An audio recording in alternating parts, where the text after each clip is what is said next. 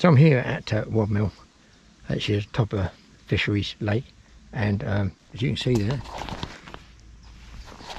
I'm going to be fishing while I'm waiting for carp rod to go off. I'm going to be fishing with a Centrepin just in there on the float, just to see what I can pick up.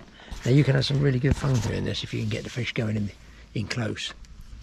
So this is the reel. It's a Madfish Centrepin, it's called. There you go, that one. We've talked about that one before. It's got an adjustment just there which you can adjust there as well, and it is obviously direct dive forward and backwards as per all Centrepins. Got it on my Avon rod and a waggler float at the end. I've got £6 line straight through. Got the waggler float there, both ends. That's my old busted one. She's still going. Look, snapped in half and made it with a piece of float valve rubber tube. Let's see if it works. Lock and shot either side. It's got a little sleeve there on the bottom of the float that you can pull it off and change floats, but I won't be needing that, I don't think, because I've got the wind off my back here. I'm just going to be fishing down here. I'll fish at night with this one. I'm going to move that one out the way, and I've already been baiting up down there, so we'll see what we can catch on this. And this is just a way of amusing ourselves in between a carp run. And this, of course, while I'm float fishing, could kick off at any time. I'm hoping the really annoying wind is going to drop completely tonight, and then I can have a go as well, float fishing right up to the last minute, and rudd, could be roach, I dare say it might be perch. They tell me some big bream in here, so we'll see what we can hitch up on the float. Bait wise, I've got some pellets, some sweet corn. I plumbed the depth, it's deeper than I thought it was, about 5 feet or so. Close in just there, so quite deep. So we put this other rod up here out of the way.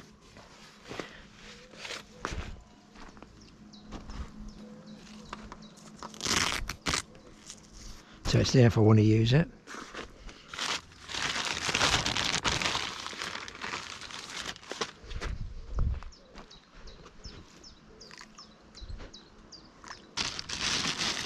I'll show you the casters. You can see they're well and truly gone, but what you also can do is a pretty gunky way of doing it is this. Just mash them all up in that juice, and a lot of those that you've popped won't float, and therefore you've got some juice in the bottom there. Yes, I know it's disgusting mashing up fly bodies like that poop, but it just saves wasting all those floaters. A number of them will float, you can't help that. Then with a sweet corn.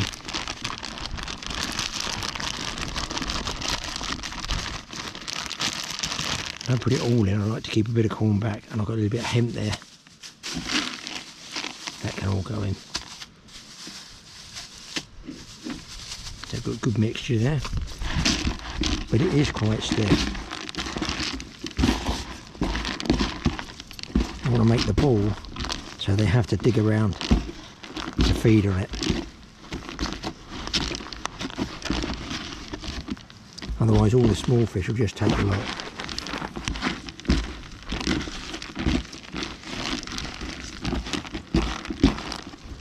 You can see that makes pretty good gluey but firm type of ball.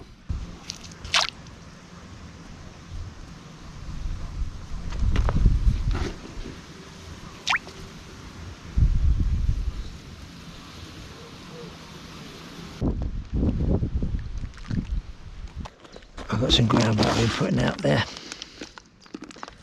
As we showed, just got all those casters in it, so they nibble away at that and the casters should float to the surface.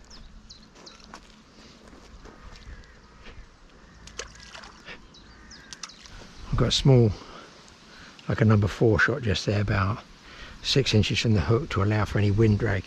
Doesn't pull the float out of position.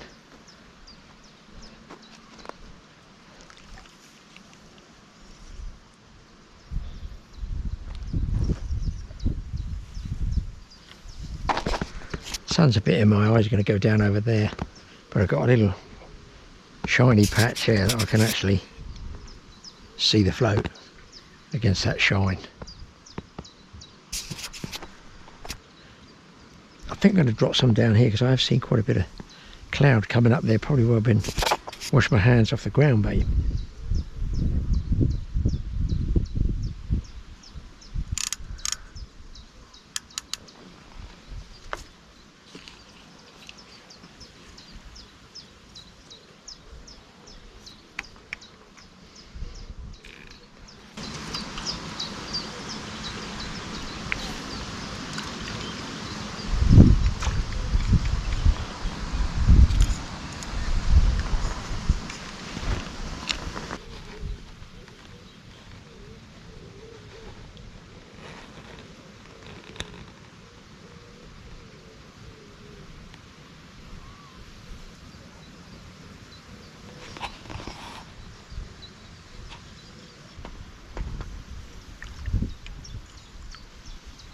Well, first fish there, small rudd.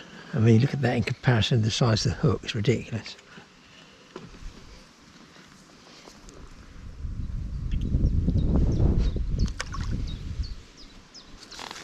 That was 3 grains of sweet corn.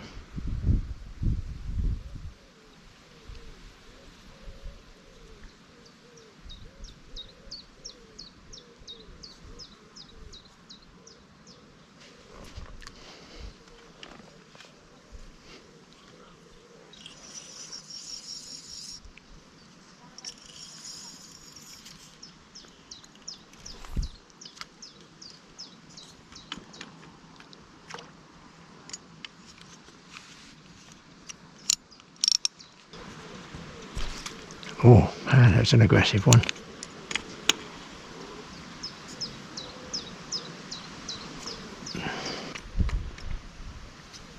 I think if I dropped hook size, I'd probably catch these small ones one after the other.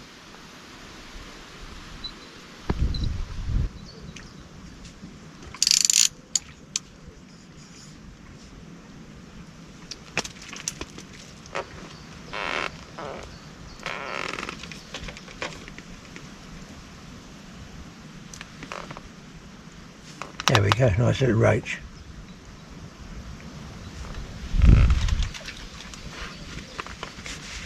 Downside of sweet corn is on this line, it tends to get sticky, so you need to sort of almost wipe your hands every time you make a cast. Or bait up.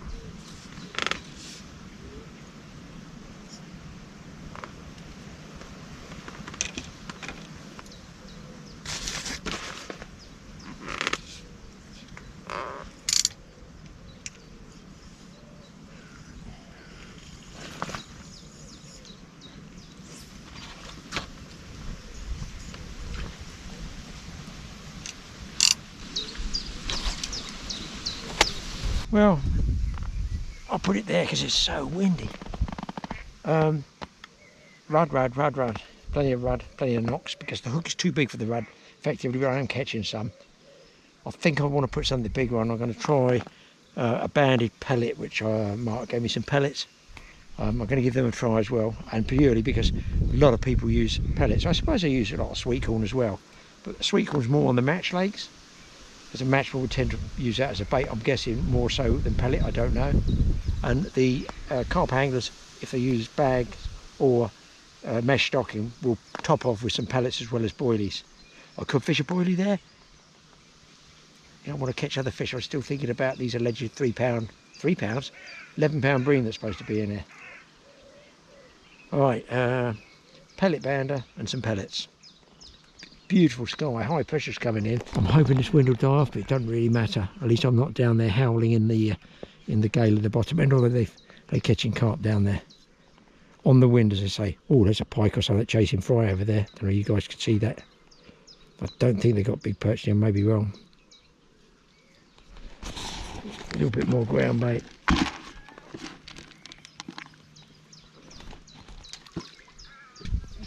I'm not doing anything clever here. I'm just like a trapper, a hunter, a trap. Oh, missed that point. Smith, watch the float. They just hook themselves. The line goes, they just hook themselves. It's so easy. I always find it relaxing. You can read a book, play the violin, whatever you want to do, you know. Make a phone call to America, 2 biscuit tins and a piece of string. And they just go beep, beep, beep, beep. They just hook themselves. but it's sort of relaxing. I find it. I don't do a lot of overnight, as you know, but I do find it relaxing because at the end of the day, just hook yourselves, and then I can play them. But out of the two, I'd sooner hook a carp on this Centrepin, close in. Something else I do at getting late afternoon, I don't put the phone on because I don't want the aggravation, so I don't know, no idea what the time is. I've got some more bits of bread, told you, pin mould as well. Good job I didn't eat. What's the wife giving me? Soak them, catapult them out, because over the sun's starting to drop and that's throwing a shadow line across there. And while there's no ducks doing their tours, I like to catapult a bit of bread out there, old rubbish bread, and go across. Seagulls probably pick it out, yes, but I can do this maybe in the dark when they're not about. And very often it's quite exciting if you get them slurping a carp, taking off the surface down in close, and you're laying in here, in the bivvy. Trust me, all carp fishermen know, once you hear that slurping noise, you're not going to get any sleep, are you? You're not going to get any sleep. Oh, what's this? What is that? It's on a bare hook, I think. Wow, little perch. So there are perch in there. Goodness me. Okay, so banded pellet, people. You put, you've seen this many times, especially barbel fishing when I've done that. You get your band here, and you get your pellet putter on them, whatever they call it. Open it up, put your pellet in there, hold the band, pull it off, do not lose it. I just put my hook through the band of the pellet. Would possibly use a smaller hook. So it sits like that, and I have thrown those loose feeding out there, so there goes the bird taking my bread, but whatever. It's worth a try. I got about 10 minutes out of it. No, nothing's been taking it. In fact, fair enough, I haven't actually seen anything cruising. Now I'm bringing the floating a little bit closer. We'll see if we get, I don't think we get anywhere near as many bites on this pellet, what is this, 10 mil or something, as we do on the corn. That would be my take on it. Oh, something I must tell you about, right. So when it does slick off like this, or even if you're casting across a ripple, you want to sink the line between, it doesn't matter with these, they're like a 2 ounce weight on there, it's not a problem with the carp rods. But a lighter tackle, you want to sink it straight as soon as you can, because you don't want that float pulling out of position. I just had a bite then. So I just get a tiny weeny drip of washing up liquid there. And then when I bring this in, I just drip it on there, and you can rub it up and down through the rod rings if you want, even right down to the float, so it sinks as soon as you get it in the water. The surface tension is broken and it sinks down. And as you can see, I'm not getting halfway as many bites or as much action as I was on the sweet corn, but that's okay. The legendary bream might get hold of it, or even a smaller carp.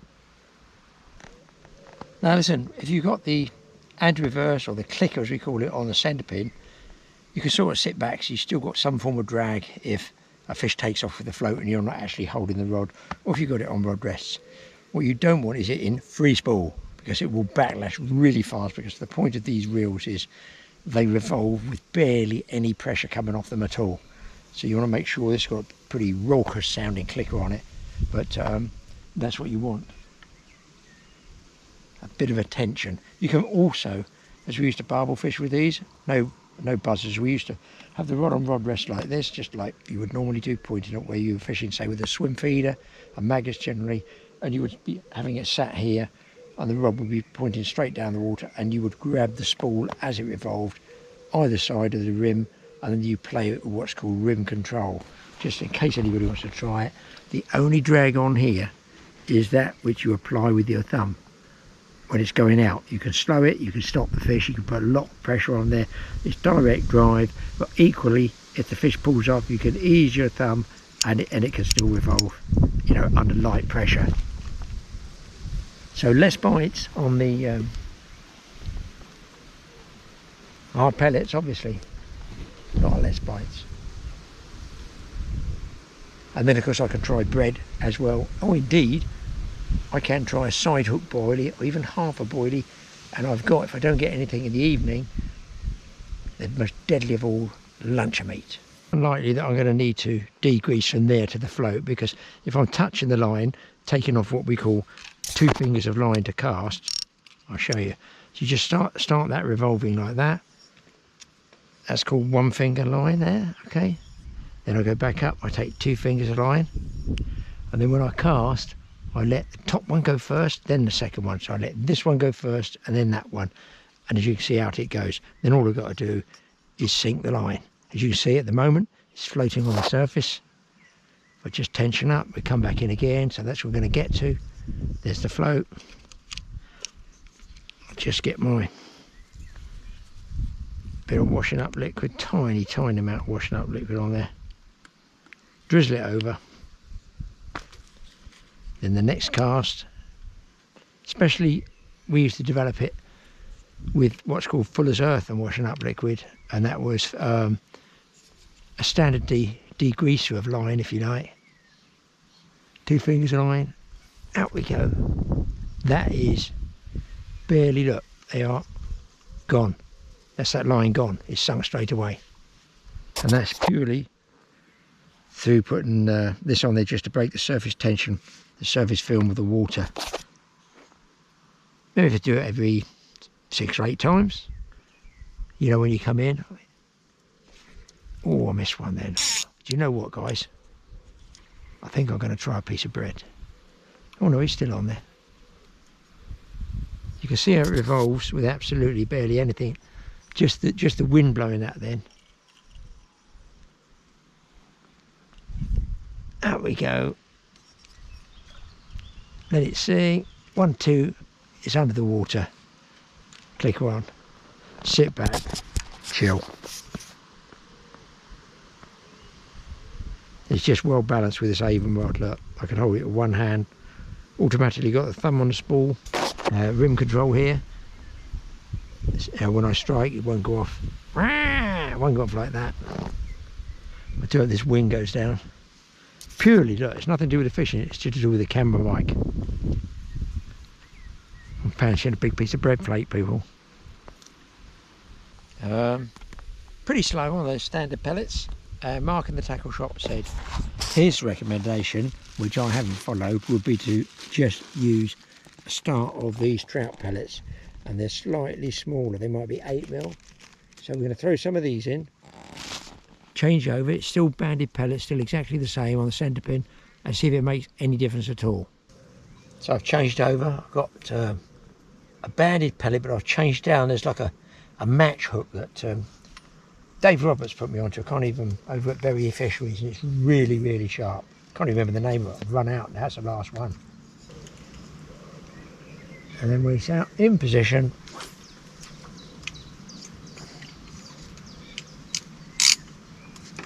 just throw a couple of handfuls of loose ones out there. Well, as soon as I've gone back to a single grain sweet corn on that sharp hook, roach.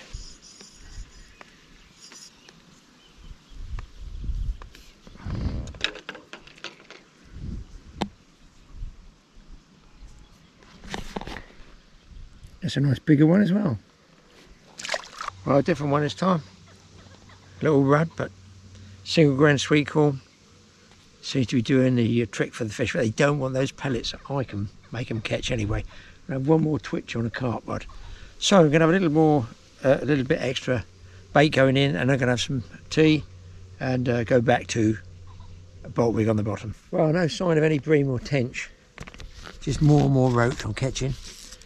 But what I've done, look, is it's getting till evening. I've shallowed right up from 6 feet. I've come up to about 3 or 4. Because very often the fish will come off the bottom, or species like rudd, which are really basically mid to surface feeders, will come up as well. They're going to be more active. So I just, for the last 5 minutes, see if I can pick anything off by going shallower.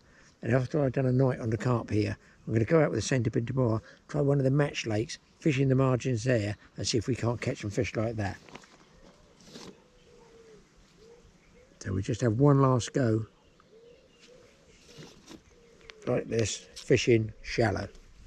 If you do fish shallow, you're going to probably want to bring fish up a little bit, even in here, just so it's tumbling down like this and use smaller pellets.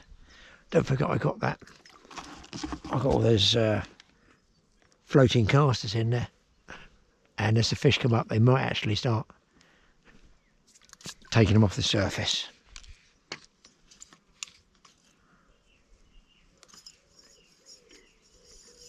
I'm surprised if I get a bite pretty well straight away.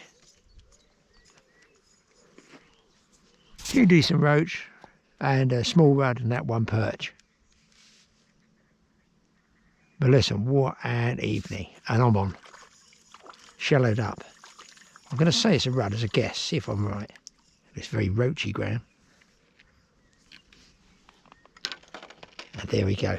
A roach straight away by shallowing up, because it is late afternoon. Absolutely ideal for float fishing. Single grain of corn. Little pinch of ground bait. By the time that's sinking, I get out there.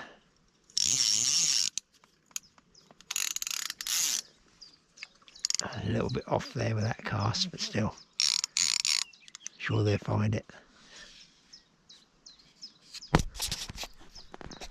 Now if you get in the glare and you can't see the float, very often you can see the line pull tight. I missed that one.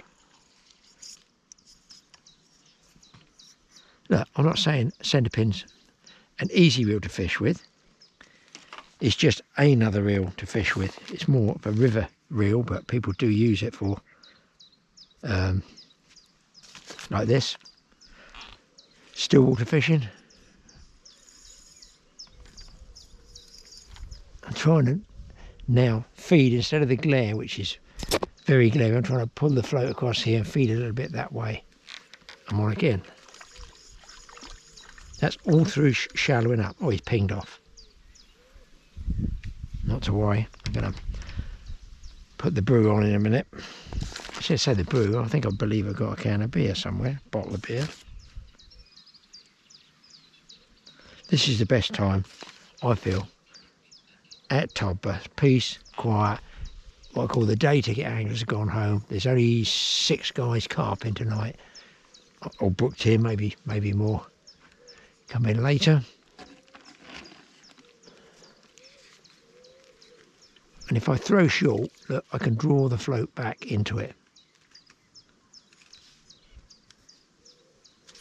Missed him and nearly got a mouthful of float as well.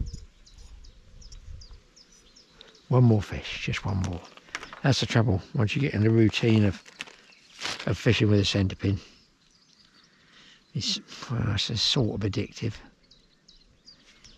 It is on a river. I must save some of that ground bait for tomorrow.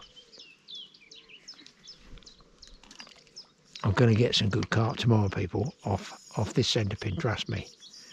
I know just where to go.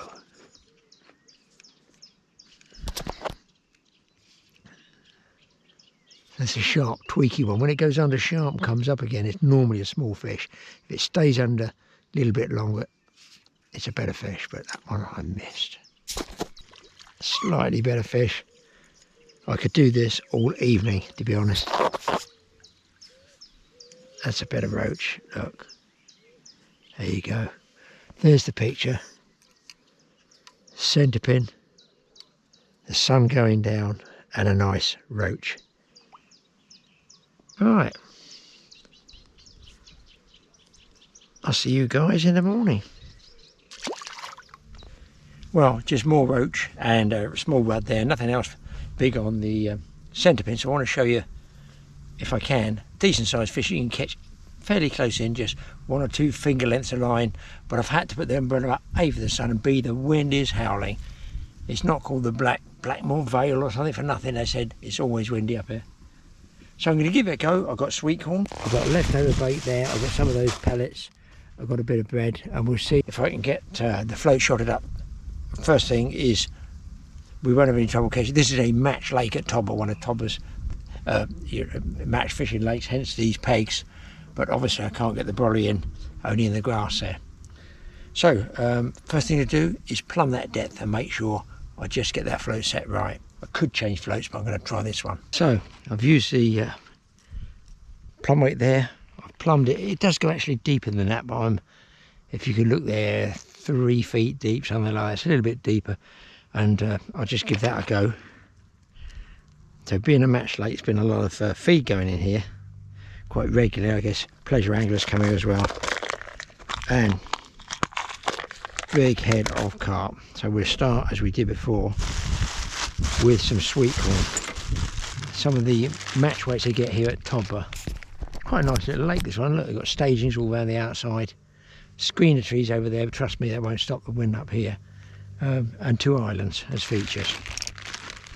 So first stop, I've seen carp moving anyway. I can see carp moving. Yeah, we're going to catch a carp here, guys. I would suggest in very short order. It's not a pre-baited swim. It's just one. I've just walked straight up as closest to the car park as possible. I talked to a carp angler down on the carp lake I was at. He says some big carp in there, big as in 10 pounds. So, I'm going to try 2 grains of corn before the aeroplane drowns out the noise.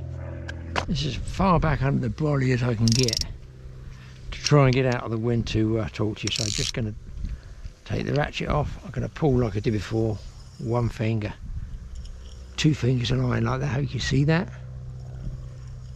It's tight. I've got my thumb here to control it and flick it straight out like that. Put the clicker back on.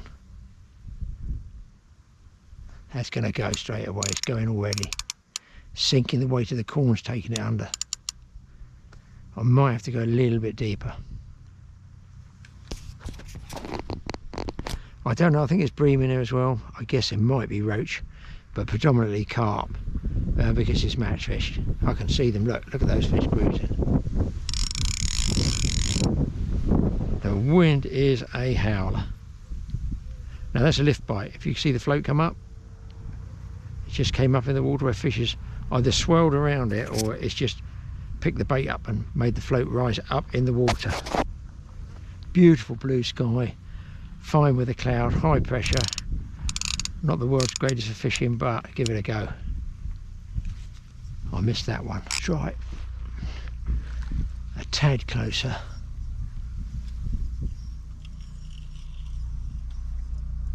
Break it out. I've got the wind behind me, don't forget, guys. So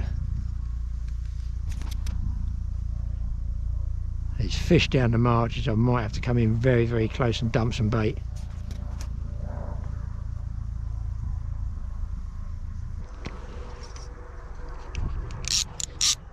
I'm on. Now if you're fishing a river, you'd have the line coming off the top of this and you would wind backwards. So the clicker you can't have on or off. Your clicker you can't have one way, it's either on or it's off.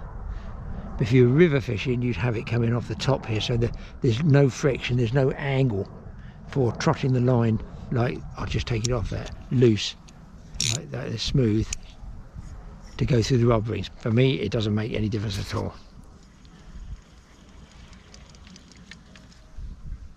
I didn't even see the float go. Now this is a good fish. Now watch how I can let the line go out rather than bust it. Look, that's the same as a reel's drag. I just squeeze here. Then when I want to wind, I relax that one and wind down. It's a very, very positive way of fighting fish, because you can keep pressure on all the time. Or you can do the lower rim control there, across your palm. Oh, and he's just pulled off. So nothing's broken. There's the hook. Let's have another go. I think I will put that a bit deeper. I've put about 3 or 4 inches on that float. There's the thing, 2 fingers of line. Out we go. There's a carp cruising down here. Can you see that one down there? Decent sized fish. Single grain of corn this time. I'm fairly sure if I baited up close in here, literally close in, I'd get more fish. Because, oh, I missed that one too. Now I've got to tell you something else. Retrieving quickly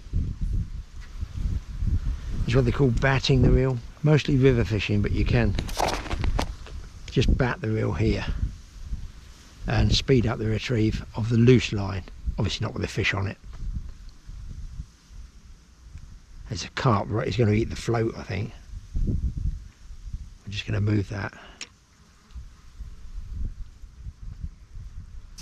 Right, I'm going to click off till I get hooked up, guys.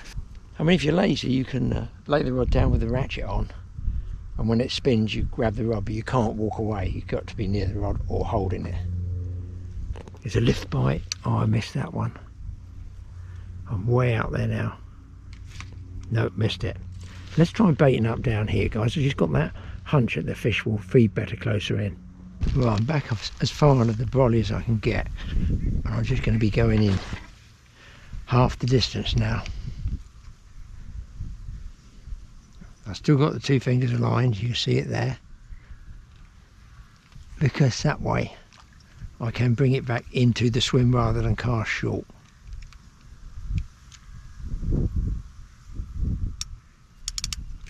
There we're on. Oh, and off again. That looks like a scale on the hook. Oh, this is batting the reel. If you want to retrieve quickly like that, look, you could just spin it. Well, it shows you how close I was. Very close there. Got a scale, 2 scales on the hook. So they're definitely down there.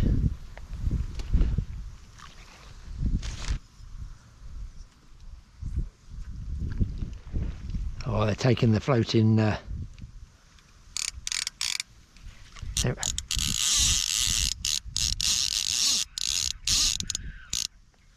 taking the floating sweet corn off the surface. Now you can leave the noisemaker on, but as you wind that way, you're obviously going to get the same clicks, which can get a trifle annoying.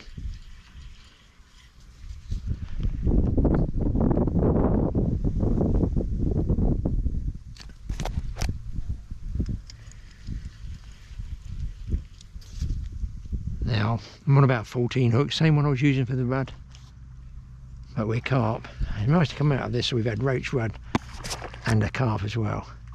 That one's fell hooked as well, so they must be boiling and rooting around there. Hard to believe, hooked in the tail, can you believe it? That's why he peeled all that line off. Always harder to get a foul hook fishing like this wrapped up. Lucky if we get it in, it could ping off any time.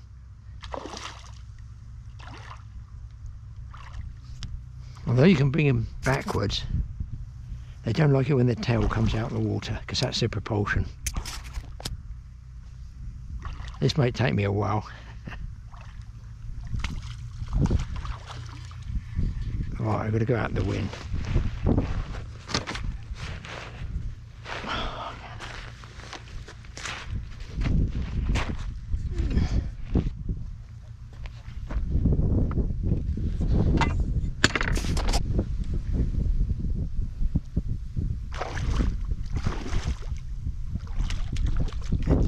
He's not liking that at all.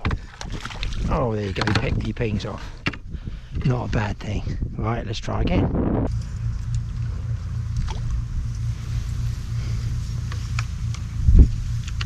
Had a bite straight away then, guys. He might have had the bait on. Eat the sweet corn for certain. Here comes a fish. There's a bunch of fish out there now, I've seen them. They've come up for the floating sweet corn. Oh my God, this ain't going to take long. Oh, I nearly struck then.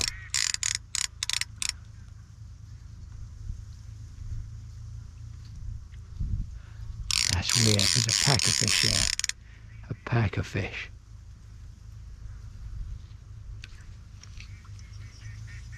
Look at the number of carp that have come in.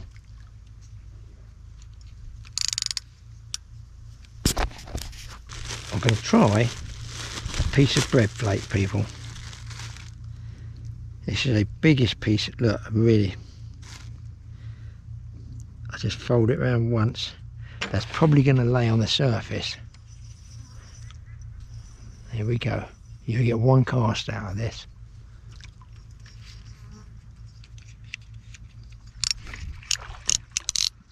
I did think that. It's a mirror carp. We'll see if we can get this one in the net for you. Click her off.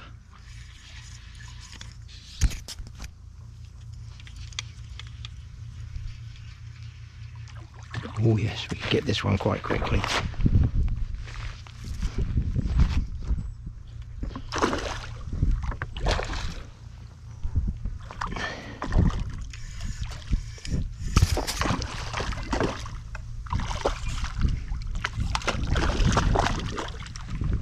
Success.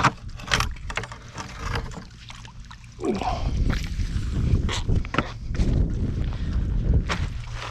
Well, he's big in the roast.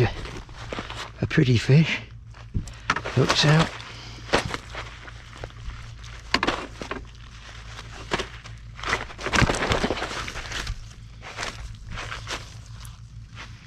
And you can see him there, fish about 3.5 pounds. Got nice scale markings.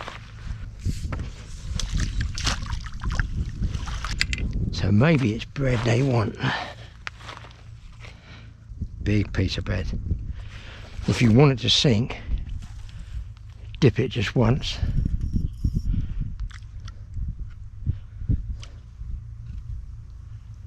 And then send it out there. It's heaving with fish, people, I'm telling you.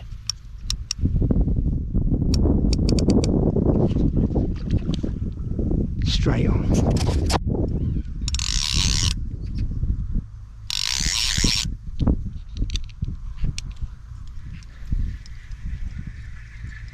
Look how fast I brought that fish in then, just by having direct drive like this.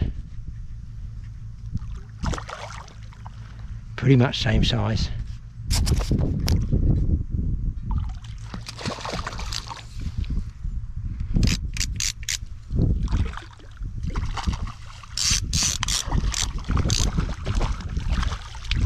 In. There we go. That's the sort of small size you can catch and have fun with.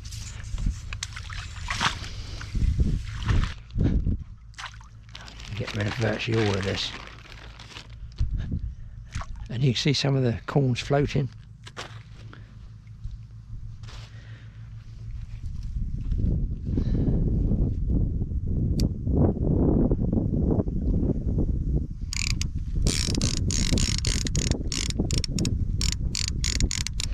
You don't have to use a float, you can also free line this. You can touch ledger. You can lay the rod down like this. As long as the clicker's on.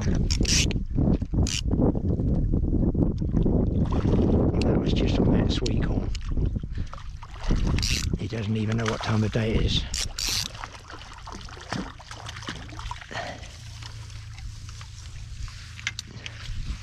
There we go. He's going to kick around because he came in so fast. And another one bites the dust. So I've got from the hook there a number 4. I'm going to take that one off. So the only float you're going to, only weight on the line is going to be the shot under the float. So what I've done, although they're more used to match baits going down, I brought them up on the surface so that actually I can see and maybe target a bigger fish and get one big fish for you. That's a nice fish there. I might have to move along a little bit to get the angle right, but by bringing them up, they're used to seeing the bait and I can therefore target the fish. Good tip, if you see them take the bait, fine. If you don't strike until that float flashes away. If you use sliced bread, the end of the crust is best. If you're doing it a lot, you want to get yourself an uncut loaf. He's missed it. Oh, he's turning again. He's turning again. I'm not going to move. He's going to see that. He's going to see it. How has he missed that? Here he comes, here he comes. He's coming, he's coming. Oh, just a piece of crust, as you can see that. Maybe 15 inches from the float. Throw a few samples in. Wow, this wind was up last night. It went down at dawn. Oh, I can't fish, but let's throw some of that bread out there. If you feed too heavily, I find you get lots of small ones. But we're pretty well done here, so spray it around. You can hear them probably slurping behind me, but you will get a bit better hookup, I feel, with the same size pieces of bread.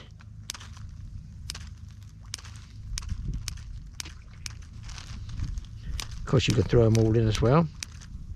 Keep the best bits for yourself. So I think we've proved the point. And it's nearly in. He's in. So there we go, guys. Centrepin, a nice carp, and I think it's time for me to go home. So thanks for watching the Totally Awesome Fishing Show. Thanks to my little Madfish Centrepin. Just give me a bit of fun. Oh, by the way, the line on that £6 straight through. Good bit of fun. It's just a different reel to use. It's nothing special. It's a river trotting, running the float down under constant tension. That's what it's for. But a lot of people do use it for stillwater fishing. As you can see, it still catches a fish. Well, that shows you that using a Centrepin, direct drive, bit of fun. Yes, normally for rivers, but people use them stillwater fishing, and I didn't use mine really as much as I should do. So, hope you enjoyed that little spell. Now, shout out time, which I don't do shout outs, I always get bombarded, but this gentleman emailed Mike. It's a belated birthday shout out of a gentleman that was 63 years of age on the 29th of September, so what's that, a few days ago. John Logan, are you there? Are you there? Is there anybody there? Oh, I know what I can do. Just come back from filming something with Mike for TA Outdoors, so we've been up in his woodland. Wife does the sandwiches, but she's made a big mistake. There's Michael Pullen and Graeme Pullen who found in the lunch bag, yes, Pringles. That was a packet of Pringles, and there is not even dust left in the bottom of that one. Not even dust. So I could do it this way. A shout out to John Logan. Is there anybody there called John Logan from Newcastle, age 63, who's been watching nearly every single video on the Totally Awesome Show? That's a lot of videos, people. There's over 1,100 videos up there. So shout out to John Logan. I tried to get it up in time. Unfortunately, not on the 29th, because by the time I get the emails from Mike, it's gone, the time's gone. But I'll try to get it in Friday month for you. John Logan from Newcastle. Well done for watching all those films. Good man. Now, I've only just got in. I've been in all day with Mike doing stuff. I come in, the wife goes, "The squirrel's on your feeder again. He's knocked it off and he's eaten all the peanuts." So, fumbling with excitement, trepidation, fear and excitement, a mixture of all three, and the fact it's Friday night and Livino is out. It's actually Thursday night because I'm finishing the editing then. Grab the gun, go out, ping, miss him. Oh, glad. Come back in, I need another pellet. Not good news. I grab the tin of pellets, they slip out of my hand. Oh good, I've dropped them everywhere. There's only 500, less a few I shot. There's only 500 that have gone absolutely under every crack, crevice, you name it, whatever, piece of furniture. They've all got to be cleared up with, and they're 2-2 pellets, so they're big enough for me to see. I've got to sweep them all up. So Mr. Squirrel is living on very, very borrowed time. He's eating my expensive peanuts, and if he's after my my peanuts, he's going on a one-way ticket. People, thanks for watching the Totally Awesome Fishing Show. It's a fun one, enjoyed that one. Don't forget, a lot more people seem to be watching my midweek specials. Now if you don't hit the subscribe button, and you, not the subscribe button, what's that other thing called, notification bell? I don't even know what it is myself. If you don't hit the notification bell, Mike tells me you don't get notified, so you just have to have a random search over everywhere trying to find our shows.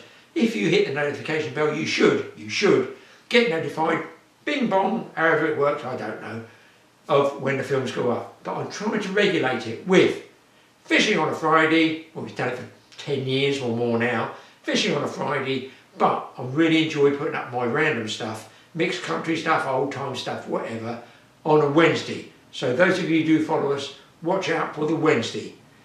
Just for people who are completely schizo on fishing, it ain't likely to be fishing. So if you don't want to watch it, there's that funny little thing called an off button. If you want to watch it, brilliant. If you enjoy it, tell us in the comments. I do the best I can. All it is different stuff, isn't it? Different topics to watch. We'll see you in the next show. Hopefully it'll be next week and you can sit back and enjoy once again.